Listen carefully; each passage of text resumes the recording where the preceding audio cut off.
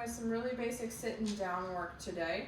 I'm going to be adding an implied stay to it, so I'm adding an extra difficulty level to it. What I do for sits and downs is the command comes with the stay, so unless she is released or given another command by me, she should just stay in that position. So with my treats, what I'm doing is I'm putting her in the sit or the down that I'm looking for, and I'm going to continue to sporadically treat her while she hangs out there, like you see me doing with the down. And when I'm ready for her to be done, oh, nice hip roll, good girl. I'm gonna go, Allie, okay. And I'm gonna toss the treat, let her go get it. She knows that she's done with the behavior. And then we're gonna come back and we're gonna do it again. I'm gonna just kind of alternate back and forth between the sits and the downs. But the periodic treating mixed with the release work is how we start getting stay work. The other thing I'm doing is this down position isn't the most relaxed position, so I'm gonna wait for her to do exactly that right there, where she rolls her hips. Now you notice both feet are off to the same side. It's a much more, relaxed body position for us to be in. You'll notice she's pretty wiggly and unsettled. As soon as you start putting some gaps between the treats, she gets really excited and pushy with the snacks. So I'm starting to lengthen out my treats and get her to just chill and be patient waiting for them. If she just hangs out there, the treats are gonna keep flowing. Okay. Good job, Annie.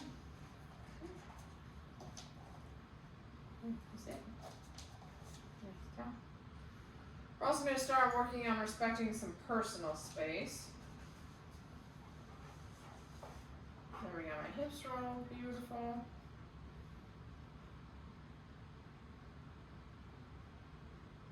Yes.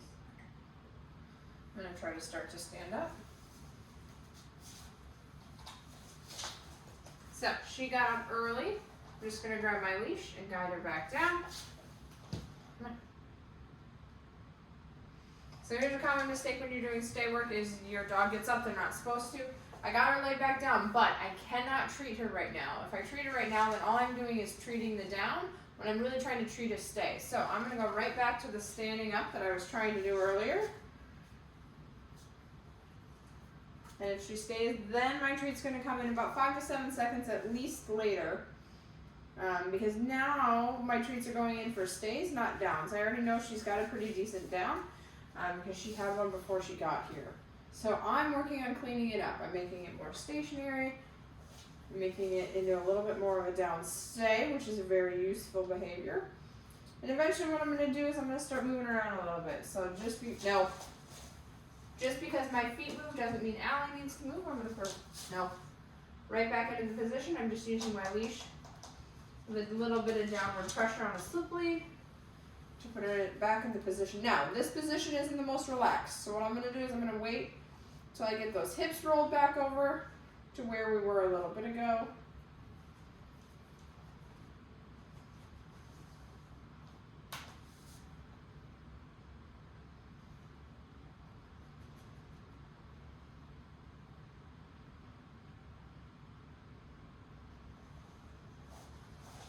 Here we go. That's more like it. That's a more relaxed position. She's looking a little more stationary. She's not as likely to get up as I start walking around. And I am going to try and keep it short and simple. If I can get a couple treats in for something good, okay. You have to get up, Goober. Okay. Okay. There you go. Good job. Come here. You're good. I also like to start with a down stay because it's the more sedentary of the two commands. So this first treat is always coming for when I get a hip roll. She'll also work the best usually for the first treat because she knows she did the down, she knows she earned the treat. But I just don't have, no. So again, grabbing my leash, putting it back in the down, we're going to wait for that hip roll. And I'm going to wait 5 to 7 seconds at least before I treat her. Because again, we're trying to do stay work, not down work. I already know she knows the down.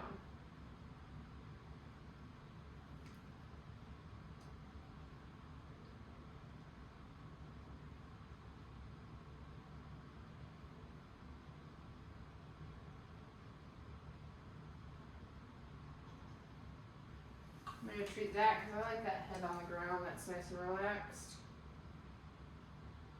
What would happen if I start walking here? She's a lot more likely to get up as soon as I start moving around. So I'm going to have to be really careful because I don't have that hip roll yet.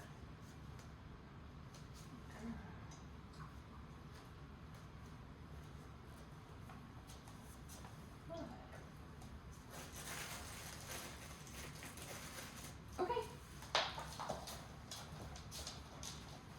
Gotta find it.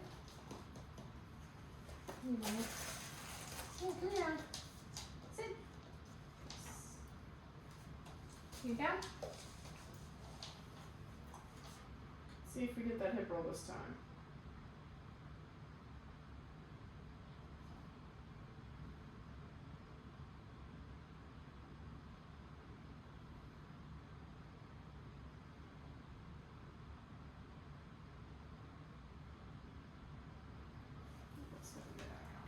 She's holding that first initial one. No.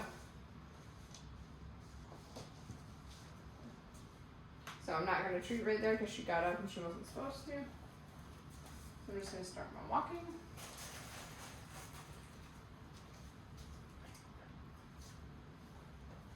The idea eventually is to get all the way behind her.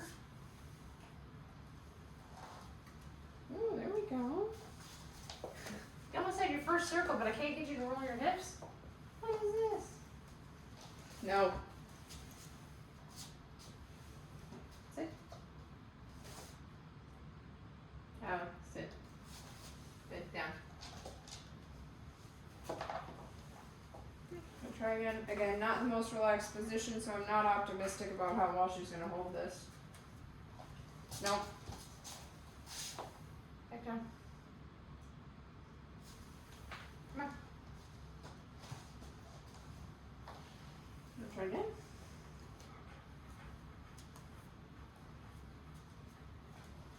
Good.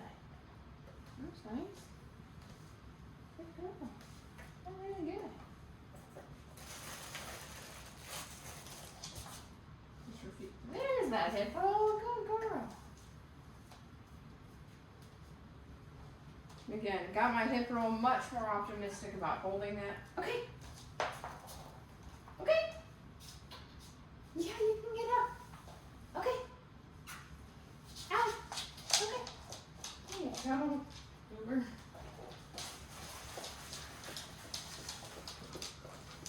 Down.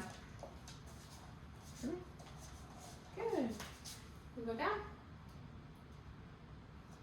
No. I don't like that.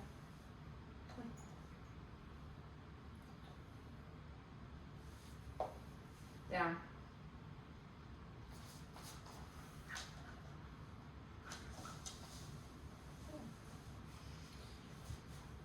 When Allie's all done here, she's going to know 3 different ways to do sits and down. She's going to know a verbal command, she's going to know a hand signal, and she's going to know a leash pressure. So the leash pressure is what you see me doing when I'm providing a correction after she gets up.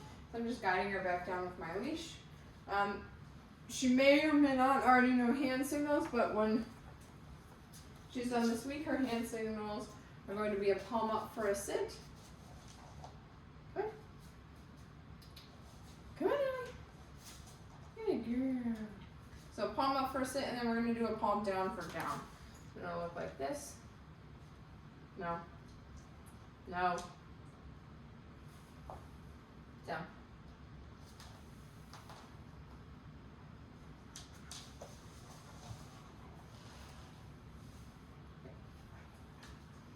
And the leash pressure. So hand signals, verbal commands, and leash pressure. Those are going to be our 3 commands. Girl. We'll work on cleaning up throughout the week. You'll see them a lot, the various combination of them as we do our leash walking, things like that. Okay. And I'm also treating every release word. So you'll either see me do what I did there, where I say okay and treat her, or you'll see me say okay and toss the treat. Those are my 2 different options for releasing. And you'll notice too, I'm not using the stay word. It's not necessary. No, it's not necessary. I'm focusing more on the release. than saying stay a whole bunch, and that's more of just a personal preference. I find it very annoying when we go stay, stay, stay. We don't want to do that. We just want to assume our dog's going to get it right. Like Allie's doing now.